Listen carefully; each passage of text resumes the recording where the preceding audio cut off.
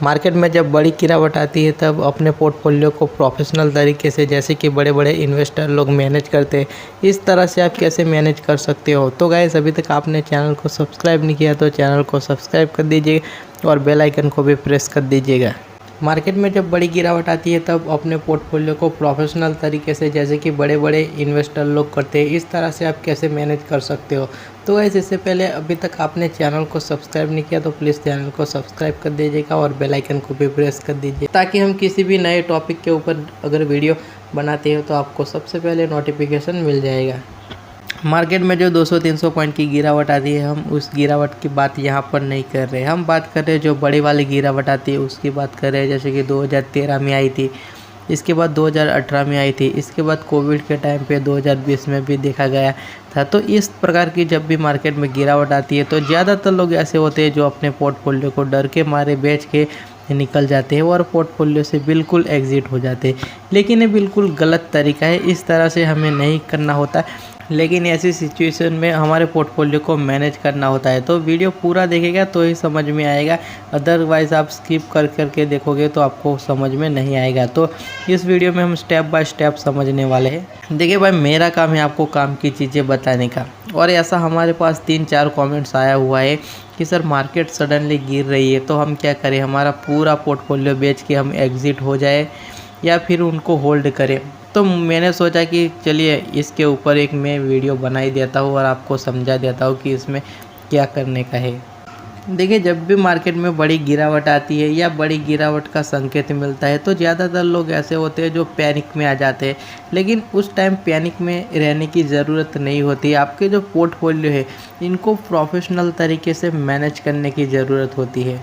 देखिए, पोर्टफोलियो को मैनेज करने से पहले पोर्टफोलियो को समझना पड़ेगा कि हमारा पोर्टफोलियो किस हिसाब से बना हुआ है। तो ज़्यादातर लोगों का पोर्टफोलियो अगर देखा जाए तो इनमें 3 कैटेगरी का स्टॉक्स होते हैं।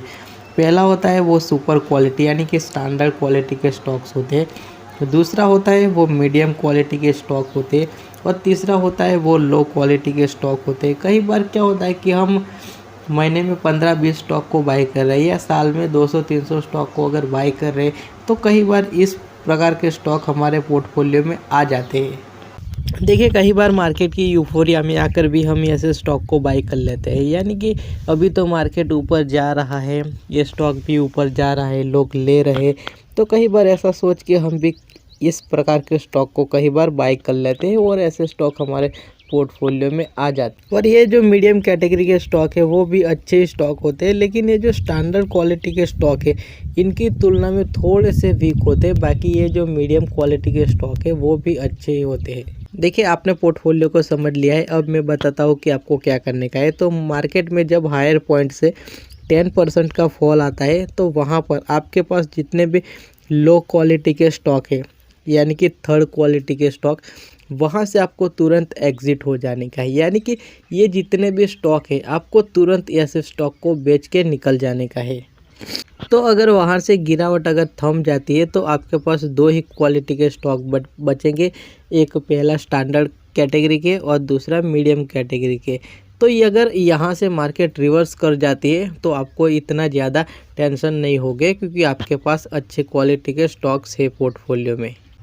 लेकिन अगर वहाँ पर भी मार्केट में गिरावट थमती नहीं तो मार्केट में जैसे ही 50% का फॉल आता है, यानी कि हायर पॉइंट से 50% का फॉल आता है मार्केट में, तो हमारे पास जो मीडियम कैटेगरी के स्टॉक्स पड़े हुए हैं इनमें से हमें क्या करने का है, आधी क्वांटिटी को काट देने का है, यानी कि 50% क्वांटिटी के हमें बेच देने का है। तो बाकी हमारे पोर्टफोलियो में बचेंगे ओनली स्टैंडर्ड क्वालिटी के स्टॉक और ये मीडियम क्वालिटी के जो स्टॉक है उनमें से 50% बचेंगे। तो हमारा पोर्टफोलियो काफ़ी हद तक हल्का हो जाएगा और हमारे पोर्टफोलियो में अच्छे क्वालिटी के स्टॉक भी होंगे।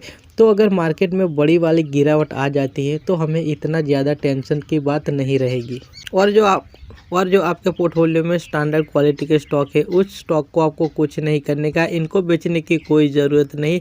लेकिन अगर मार्केट की गिरावट में वो नीचे की प्राइस पे अगर आपको मिलता है तो यहाँ पर आप एवरेज कर सकते हो और इनको नीचे की प्राइस पे आप ले सकते हो और आपके पास कैपिटल भी होगी, क्योंकि आपने आगे लो क्वालिटी के स्टॉक काफ़ी ज़्यादा बेचे हैं। तो ये फंड भी आपके पास हो गए, तो ये आप कुछ अच्छे क्वालिटी के स्टॉक, जो स्टैंडर्ड क्वालिटी के स्टॉक है, A1 क्वालिटी के स्टॉक है, इनमें आप लगा सकते हो। और हमने ये जो मीडियम कैटेगरी के स्टॉक को बेचे हैं, ये हमने परमानेंटली नहीं बेचने का, इनको हमें फिर से लेने की तैयारी भी रखने की है। तो इसके जब भी मार्केट में रिवर्सल का एक सिग्नल मिलता है तो उस स्टॉक को आप बाय कर सकते हो, लेकिन आपके दिमाग में इसके लिए एक लाइन खींच देने की है कि इस लाइन से अगर स्टॉक ऊपर आएगा तो हमें लेना है, उस लाइन से नीचे जाएगा तो हम नहीं लेंगे। फॉर एग्जांपल के तौर पे मैं आपको बता रहा हूँ कि यहाँ पर मान लीजिए कि किसी स्टॉक मीडियम कैटेगरी के स्टॉक थे, आपने उनको 500 रुपये पे बेच दिया था, तो आपके दिमाग में एक ऐसी लाइन खींच देने की, ये 510 हो सकता है, 520 हो सकता है, या तो 500 भी हो सकता है, कि 500 की लाइन से अगर ये स्टॉक ऊपर आता है तो आप बाई कर लीजिएगा, अगर 500 से नीचे आता है तो आप फिर बेच दीजिएगा। इस तरह से आप 2-3 बार करोगे ना, तो कई बार क्या होगा, 500 से ऊपर आएगा आप ले लोगे, फिर नीचे आएगा फिर बेच दोगे। लेकिन अगर आप ऐसा 2-3 बार भी करते हो तो आपको लेने और बेचने की कॉस्ट लगेगी।